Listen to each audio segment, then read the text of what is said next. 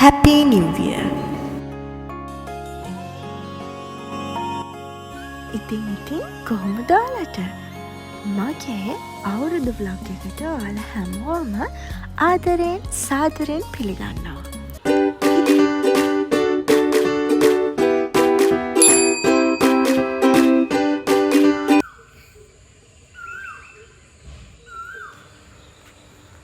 ඉතින් මේ පාර අවුරුද්දට මම මොනවද කළේ? අවුරුද්දට කලින් මම කොහොමද ප්‍රිපෙයාර් වුණේ? අවුරුදු දවස කොහොමද මම ගත කළේ කියලා තමයි මේ vlog එකෙන් ඔයාලත් එක්කම share කරගන්න හදන්නේ.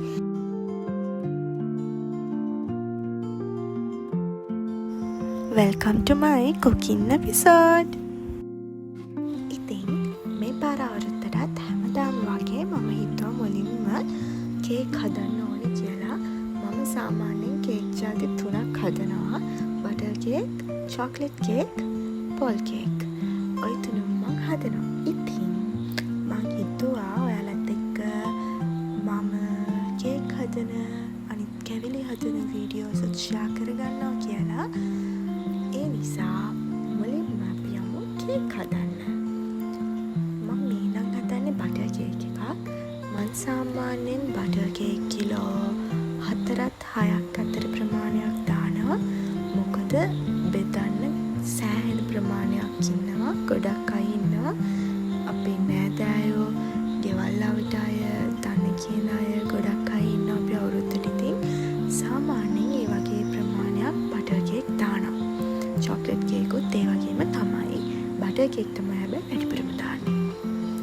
බටර් කේක් හදන රෙසිපි එක ඉතින් මම කියන්න යන්නේ නැහැ. කේක් කෙනා එක එක විදියට හදනවා ඇති. මේ මම හදන විදිය. මේකේ මම ඉන්ග්‍රීඩියන්ට්ස් මොනවාද, කොහොමද මොන ප්‍රමාණයන් වලින්ද ඕන වෙන්නේ මොකුත් මෙන්ෂන් කරන්නේ නැහැ. හැබැයි මම හදද්දි ගත්ත වීඩියෝස් ඔයාලත් එක්ක ෂෙයා කරගන්න හිතුවා.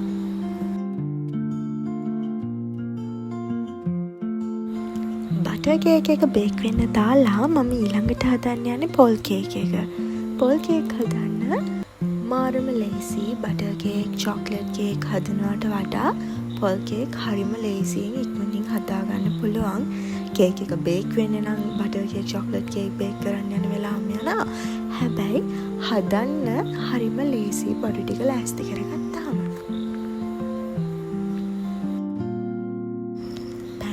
කරගෙන පෝල් ටික එකට දාලා ඊට අමතරව රට හිඳි එකතු කරලා කජුත් දානවා. නම් මාර රසයි. මට නම් කජු තිබ්බේ නැහැ. මේ ඔක්කොම ටික හරි පදුමට අරගෙන ඒක බටර් කේක් බැටර් එකට මික්ස් කරලා තමයි මම පෝල් කේක් එක හදන්නේ. තව දෙයක්, මම පෝල් කේක් හදද්දී සීනි පාවිච්චි කරන්නේ නැහැ. පැණි වලින්ම තමයි මම පෝල් කේක් එක හදන්නේ. ෆයිනල් ලුක් එක නම් මට වීඩියෝ කරන්න අමතක වුණා. දැන් කේක්ස් ඔක්කොම බේක් වෙන්න දාලා ඉවරයි. ඊළඟට මම හදන්න ලෑස්ති වෙලා ඉන්නේ පොල් ටොෆි. මේ රෙසිපි එක මම බලාගත්තේ වීඩියෝ එකකින්. ෆස්ට් ටයිම් තමයි මම මේ විදිහට පොල් ටොෆි හදන්නේ. හැබැයි කියන්න සතුටුයි. හරිම ලස්සනට කෑලි වෙන් වුණා.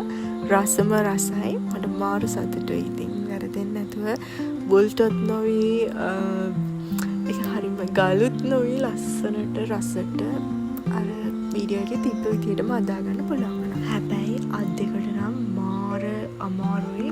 ගොඩාක් වෙලා හැදි ගන්න උනා. හිතුවට වඩා ගොඩාක් වෙලාවක් ගියා. ඉතින් ඊළඟට මම කන්න ආසම දෙයක් තමයි මේ හදන්නේ, කොකිස්.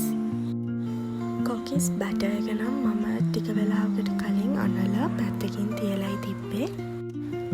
මම නම් කොකිස් හදන මේ පළවෙනි පාර නෙමෙයි. ඔයාලත් ගොඩක් අය කොකිස් හදන්න දන්නවා ඇති. හදලා නැත්තම් අනිවාර්යෙන් try කරලා බලන්න. මොකද කොකිස් හදන්න මාර ලේසි. මම නම් කොකිස් පාට 3කින්ම හැදුවා. කහ පාට, තැඹිලි පාට, රෝස පාට කියන පාට 3ෙන්ම මේ පාර මම කොකිස් හැදුවා. ඔයාලත් අනිවාර්යෙන් ඊළඟ අවුරුද්දට හරි කොකිස් හදන්න try කරන්න.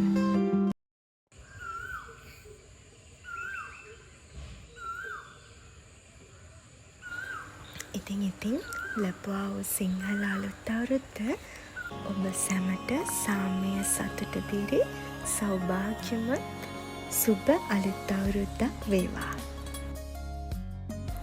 ඉතින් මෙච්චර දවසක් මහන්සි වෙලා හදපු කැවිලිත් එක්ක මගේ තේමේ සිට ඔයාලා හැමෝම ආදරෙන් සාදරෙන් පිළිගන්නවා.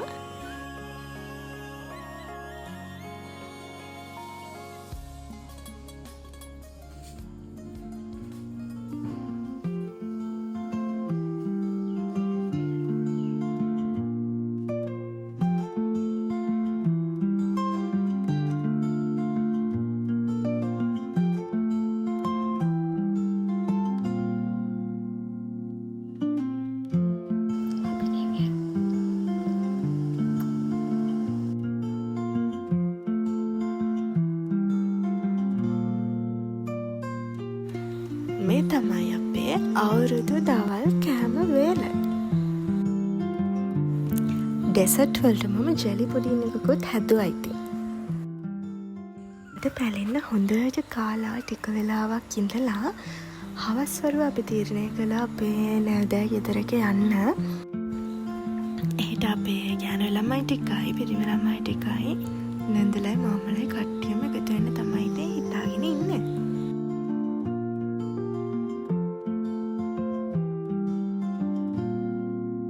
මම ඉතින් මගේ කැවිලි පංගුවත් අරගෙන තමයි එහෙට ගියේ. හිසතින් යන්න බෑනේ අවුරුද්දට කිය ගමන්ම මෙන්න මෙයාත් එක්ක මමත් බීම බිව්වා. කට්ටිය හෝ ගාලා වැඩ. ඒ අතරේ අක්කගේ බබා මං ගෙනිච්ච කැවිලි එකට වැඩේ දෙනවා. ඉතින් අපි හැමෝම එකමුතුවෙන් කෑම ටික හදාගෙන මේ සෙට් වෙන්න තමයි ලෑස්ති වෙන්නේ. මේ ඉන්නේ අපේ සෙට් එක. ඉතින් මේ පාර අවුරුද්ද ගත කළේ මෙන්න මේ විදිහට තමයි මම හිතනවා ඔයාලත් මේ වගේම සතුටින් ආදරෙන් ඔයාලගේ අවුරුද්ද ගත කරන්න ඇති කියලා. ඉතින් ආයෙත් මේ වගේ ලස්සන වීඩියෝ එකක් අරන් එනකන් ඔයාලා හැමෝටම සුබ දවසක්. ගිහින් එන්නම්.